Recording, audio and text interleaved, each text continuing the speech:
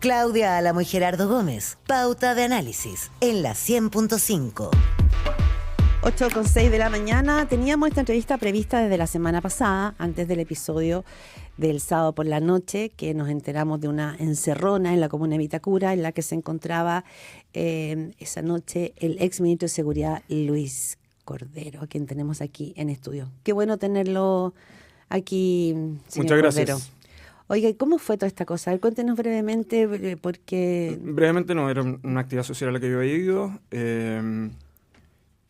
Había ingresado al domicilio y a los pocos minutos se escucharon unos disparos. Y claro, mi escolta lo que hizo es que repelió un... ¿Usted salió corriendo? ¿Salió de la casa? Salí, sí, él me pidió que luego ingresara porque todavía estaba la circunstancia desarrollándose. Y producto de eso, fue un intento de asalto a él. Trató de percutarse el arma contra él. Afortunadamente no funcionó. Le quisieron, ahí le quisieron disparar. Y producto de eso, él repelió ese ataque. Las personas arrancaron. Se recuperó armamento y se recuperó, producto de eso, también un seguimiento por parte de seguridad municipal que finalmente permitió la detención de estas personas. Es decir, usted estaba dentro de la casa sí, cuando esto ocurre, yo no lo vio, sino que escuchó los disparos. Alcancé a estar adentro del domicilio cuando pasó. Y su instinto, quizás no el recomendado, fue salir. Sí, mi instinto recomendado y mi reto que me dio mi escolta que me quedara adentro producto de eso. Y dijo una cosa relevante, a él intentaron dispararle, lo que pasa es que se trabó el arma. Sí. O sea, ¿sí? es algo que se está investigando, pero efectivamente a él lo abordaron y el sujeto trató de percutar el arma contra él. Cuando ocurrió este hecho, y también lo he pensado en otras ocasiones con autoridades, ¿influye en la percepción que usted tiene sobre los hechos delictivos cuando uno hasta se transforma en la subjetividad? ¿Cambia? Completamente. Primero porque uno se pone en el peor de los escenarios. Se escucharon disparos. Yo supongo que además los vecinos del lugar deben haberse asustado bastante. Y segundo, viene todo el procedimiento. Nosotros estuvimos con él hasta aproximadamente 3:30, un cuarto para las 4 en la comisaría. Además, llegó todo el despliegue de seguridad municipal. Esto puede ser entre personal y como institucional, ¿no? Fue ver en movimiento el sistema de seguridad, porque llegaron 3 patrullas de seguridad municipal de Vitacura. Yo los vi muy bien, además estaban muy bien equipados. Las comunicaciones radiales permitieron que mi escolta les dijera cuál era el vehículo. O sea, la seguridad municipal sirve. Y no solo eso, sino que además eso permitió, había un seguimiento de ese vehículo por parte de otra patrulla de seguridad municipal, porque les permitía, tenían sospecha de que hubiesen participado en alguna cosa.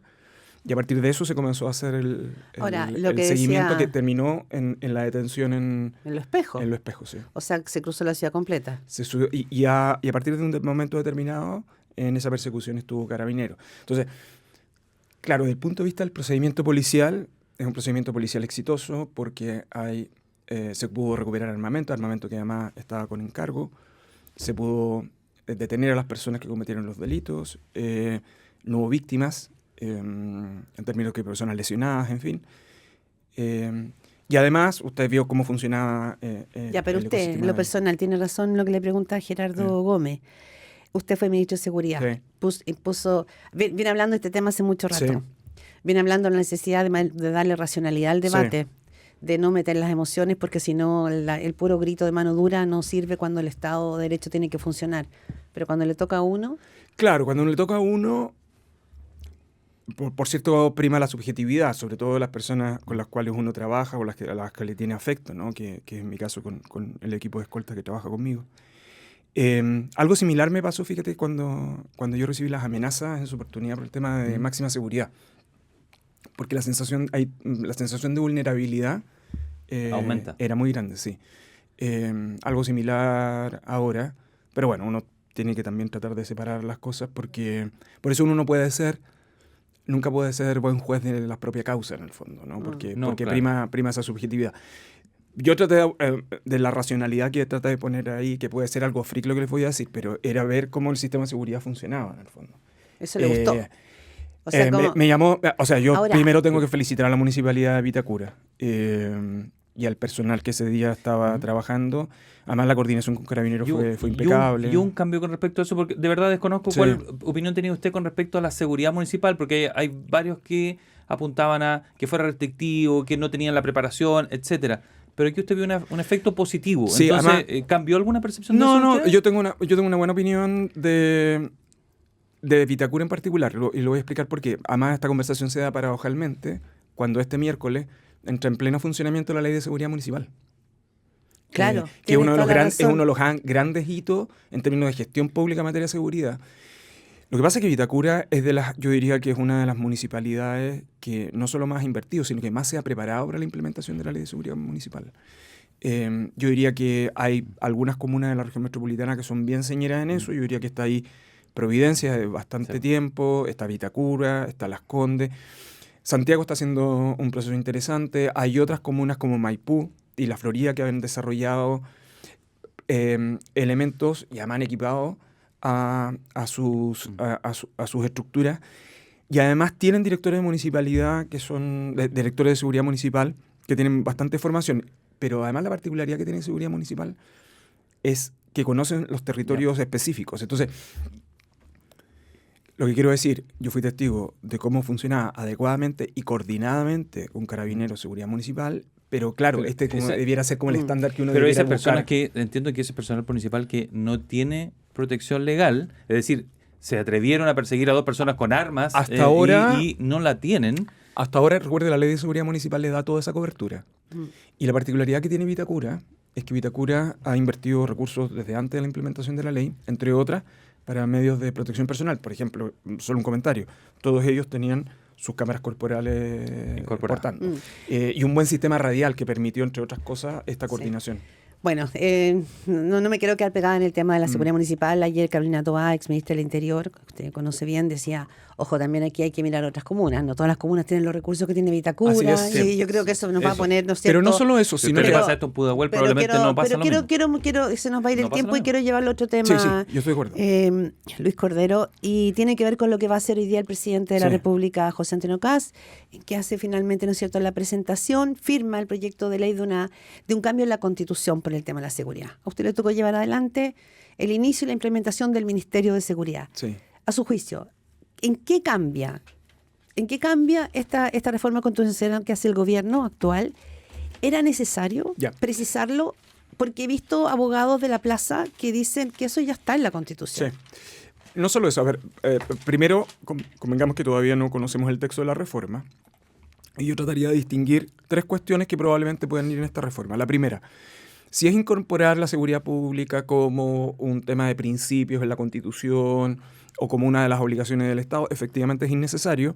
Ese mandato está hoy día en la Constitución. En segundo lugar, ese mandato los jueces lo interpretan como mandato para el Estado. De hecho, hay condenas contra el fisco por incumplimiento o cobertura inadecuada de procedimientos policiales porque la Corte entiende que hay una especie como de garantía de seguridad.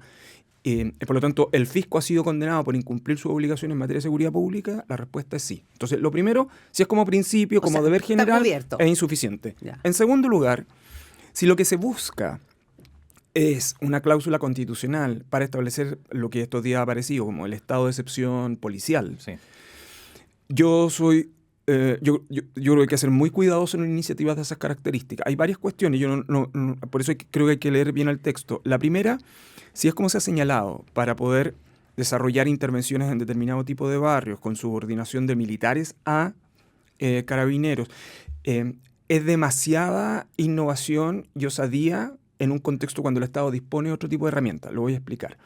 Si lo que se quiere es intervenir en determinado tipo de lugares, ocupando herramientas de determinadas características, lo que en verdad debiéramos tratar de hacer es implementar adecuadamente la ley de inteligencia, en el fondo, que entre otras entrega varias de estas herramientas. Entonces, ¿por qué lo digo? Porque el gobierno está llevando a cabo una reforma constitucional omitiendo la forma y modo en que está llevando a cabo la implementación del ciclo legislativo anterior, donde hay muchas de estas herramientas. Fíjese que el presidente tiene el discurso sobre crimen organizado y terrorismo, pero la mayoría de las herramientas de crimen organizado y terrorismo ya están aprobadas.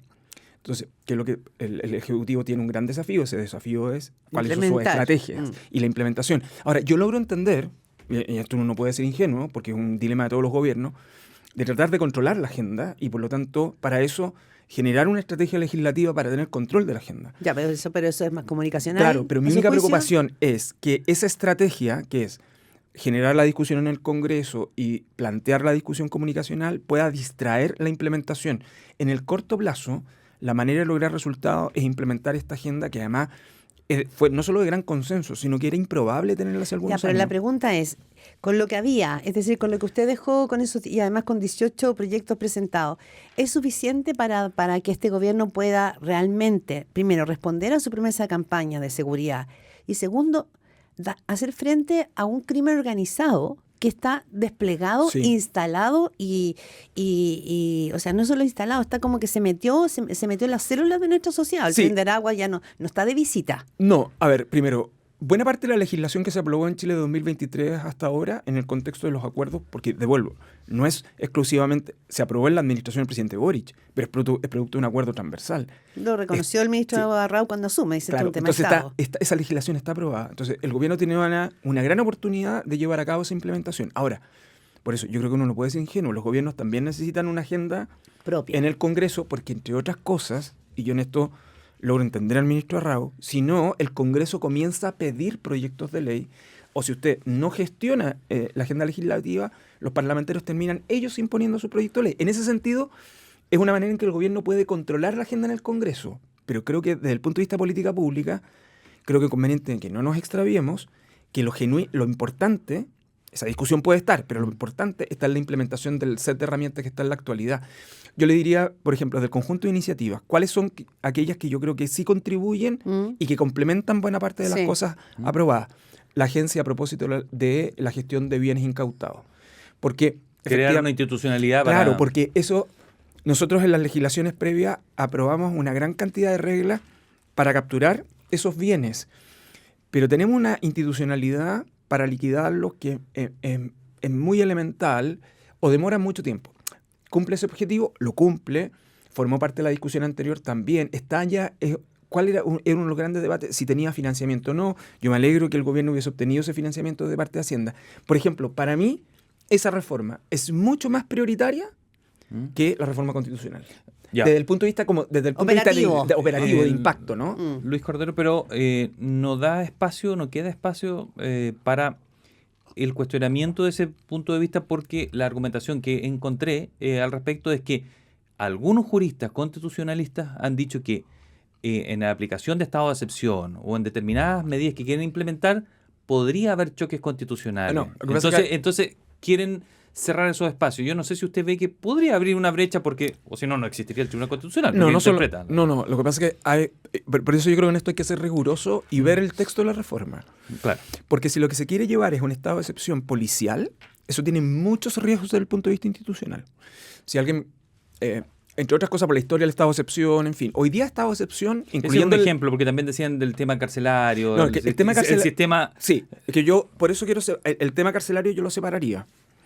En el estado de excepción hay que tener mucho cuidado. Chile viene de experiencias de gestión de estado de excepción en la macrozona sur, que en reforma es más bien despliegue, y que ha tenido sus efectos de gestión integrada. Pero otra cosa distinta es que usted quiera interceptar comunicaciones sin autorización judicial, en fin. Yo para ese... prefiero mirar el texto. Lo que sí quiero decir es que algunas de esas herramientas, en el contexto de estado de normalidad, yo puedo utilizar en el contexto de la ley de inteligencia. Y por lo tanto, el énfasis del Estado, no ni siquiera el gobierno, del Estado, debiera ser implementar la ley de inteligencia que se aprobó hace poco tiempo. En relación a cárceles. Sí, porque ahí dice, por ejemplo, dos personas cometen un homicidio, uno pertenece al Tren de Aragua, el otro no.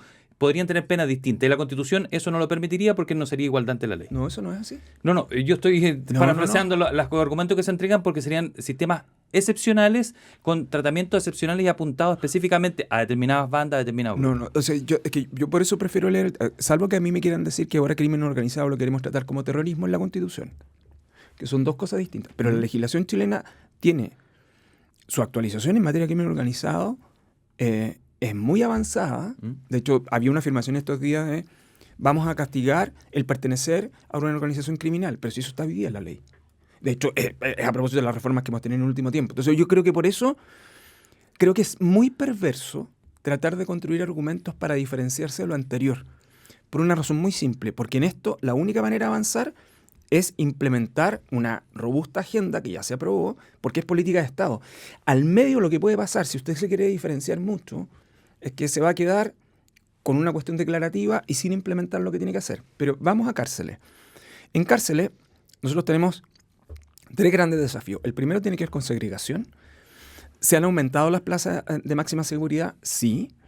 De hecho, de las pocas áreas donde nosotros no tenemos sobrepoblación, en términos de reserva de cupo. Pero sí tenemos un tema del punto de vista de la segregación. Y el problema de la segregación es fundamentalmente por la sobrepoblación que tenemos, que está en 150%.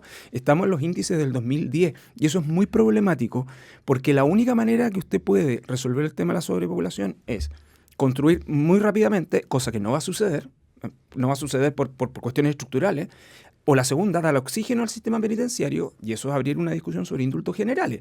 Y eso es una tensión que no quiere ningún gobierno. Y quiero decir que fue muy problemático. El presidente Piñera tuvo que abordar 2 indultos generales en sus 2 administraciones. Uno, por el caso de la cárcel de San Miguel, y el segundo, por el COVID, ¿no?